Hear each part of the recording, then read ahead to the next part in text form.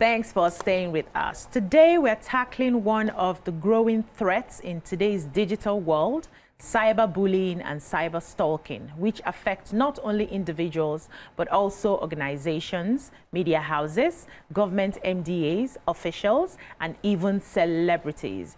These online attacks can result in severe mental health issues, reputational damage, and operational disruption, with journalists and public figures being particularly vulnerable.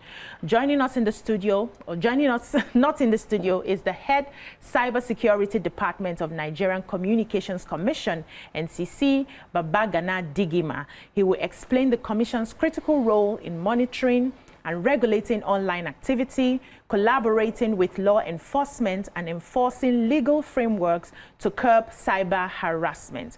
We will also be having via phone a lawyer, social media influencer, Barrister Mohammed Ndakudu Adam, popularly known as Foundational Nupe Lawyer. You can join the conversation and call us on 09024163440 or tweet us at TVC Connect using the hashtag YourViewTVC. Welcome, sirs. Welcome, Babagana. Can you hear me, sir? Thank you. Welcome. Yes, and welcome, Barrister Mohammed. You're welcome. Thank you. Thank you. Yes, so this issue of cyber stalking and cyber bullying is what a lot of people have experienced, especially people in the public eye. And sometimes when these experiences come, it's usually very painful. People take you out of context. People post things that are not true. And many times you don't know who to report to, you don't know what to do, you don't know how to handle the issue. And I'm happy we're going to be having this conversation so that at least, first of all, the NCC will tell us the right channel to take issues like this to. So Babagana, when this sort of issue happens to maybe an individual or an organization, what is the first step that they should take to curb it?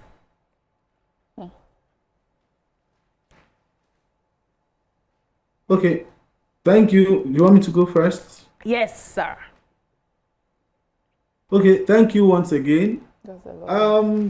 As you have acknowledged, issue of cyber stalking and cyberbullying, it's a very, very serious issue that has affected so many people, companies, individuals, marriages, and all cutting across different aspects of our lives in this country.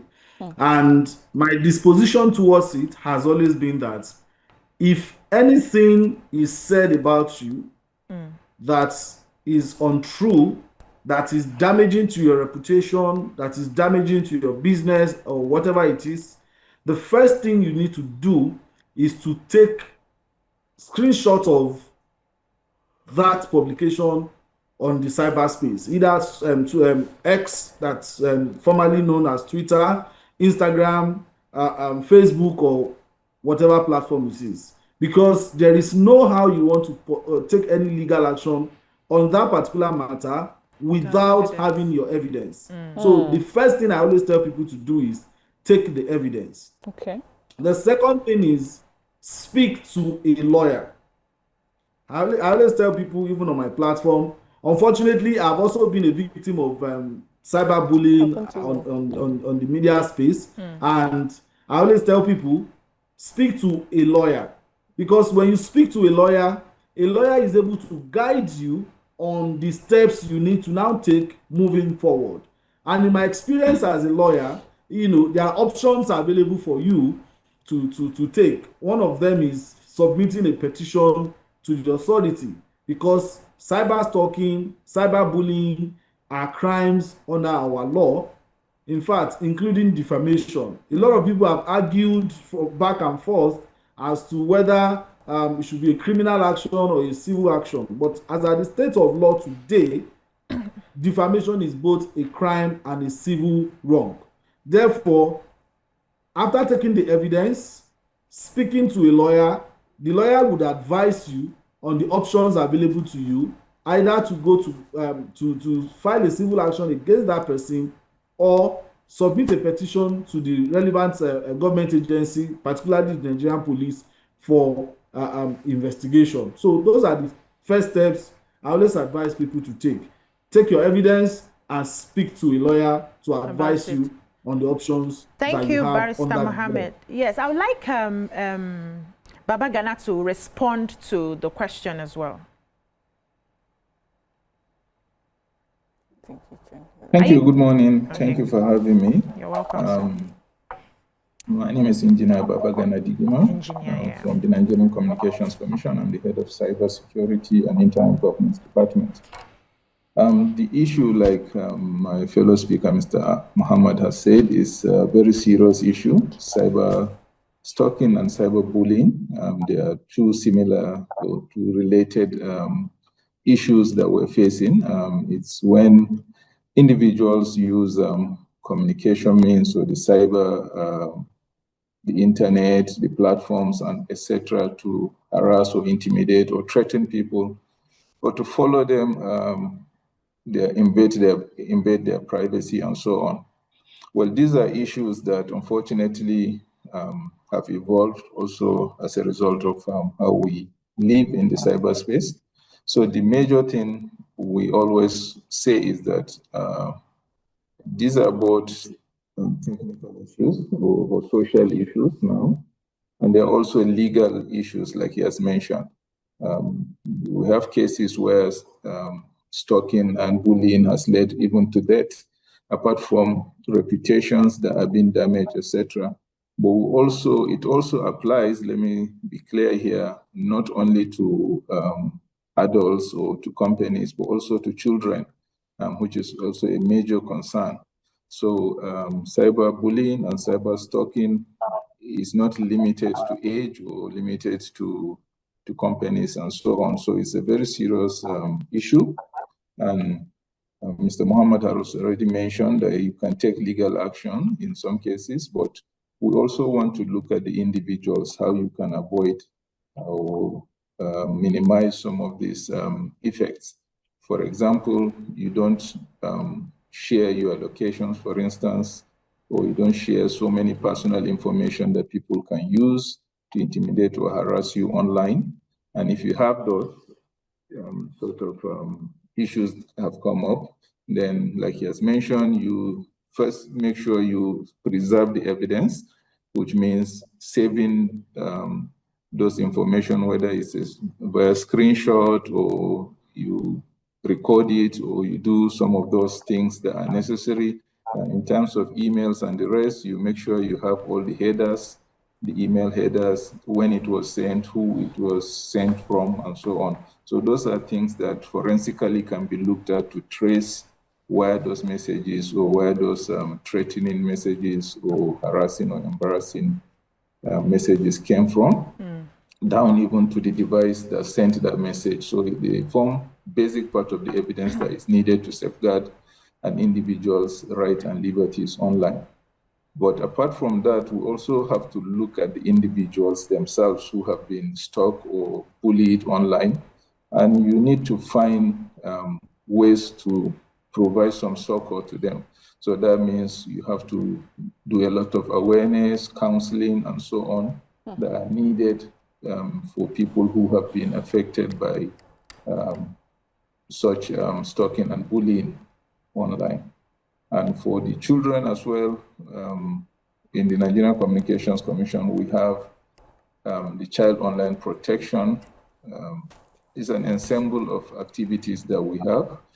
It's also part of UN and ITU program that tries to make sure that children are protected online. And several activities in that regard has been done. For instance, we have the National Child Online Protection Policy and Strategy. Okay, Engineer, we'll take a short break now. And Engineer, can you hear me? Nigerian Communications Commission will also have Engineer Babagana, can you hear me? A number of toolkits that we have made available for people. We have to take a short. Welcome back. We're still talking about cyber stalking and cyber bullying, and Miriam was ready with her question. Yes, my question is to Engineer Babagana. concerning if there's a specific mandate that the NCC has, concerning cyberbullying, and especially when you also mentioned child online protection. I feel that you're a bit just, could you give us specifically, the things that NCC does for children in protecting them before when cyberbullying happens?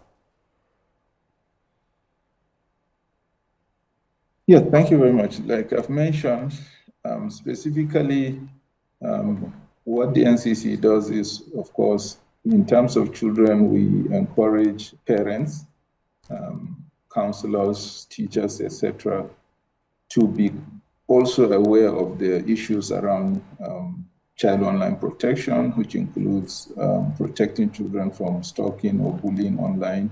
Sorry to just cut in. Is it just an advisory role that the NCC has when it comes to cyberbullying and cyberstalking? Sorry, I didn't get you. I said, is it just an advisory role that you have when it comes to issues like this?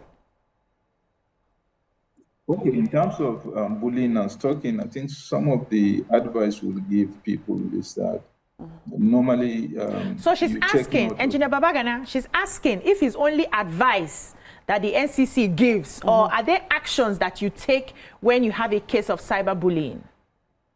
Oh, definitely. Apart from advice, of course, the NCC, even though we are not law enforcement, but we also interact with the platforms. We interact with our licensees. We also interact, of course, with the consumers. So what we do is, if there are things that are within the purview of our licensees, for example, if you are being stalked through the phone, somebody is calling you unnecessarily and so on, we intervene in such situations to find out who is calling you.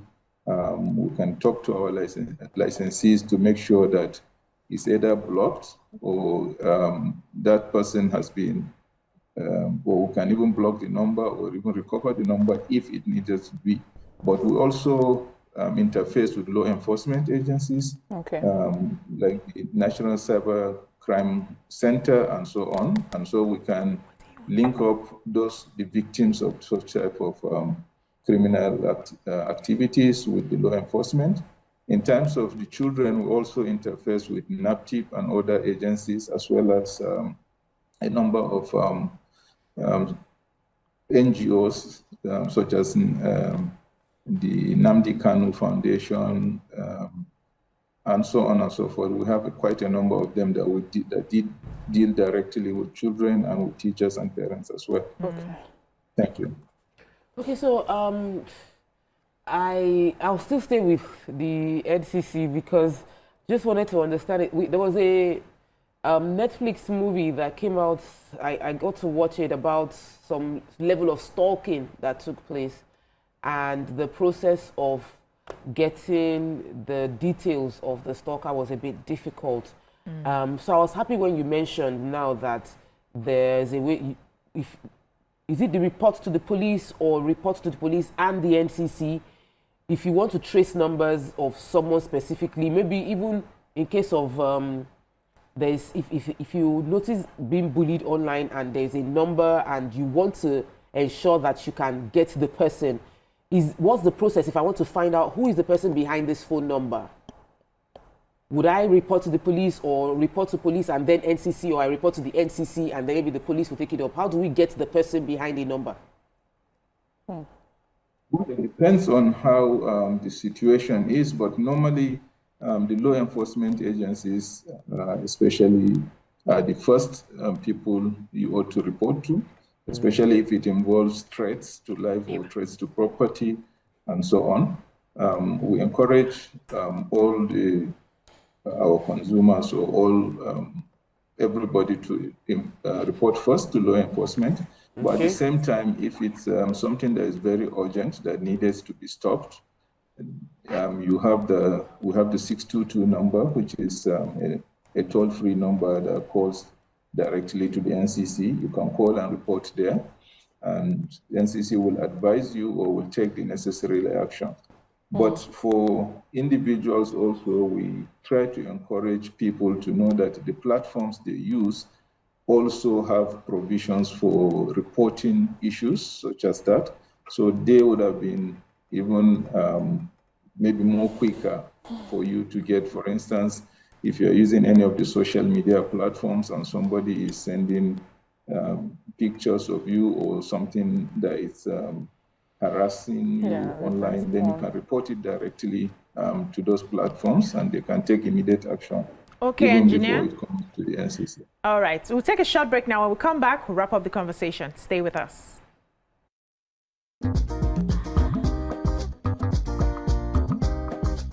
Stay tuned. Your View will be right back.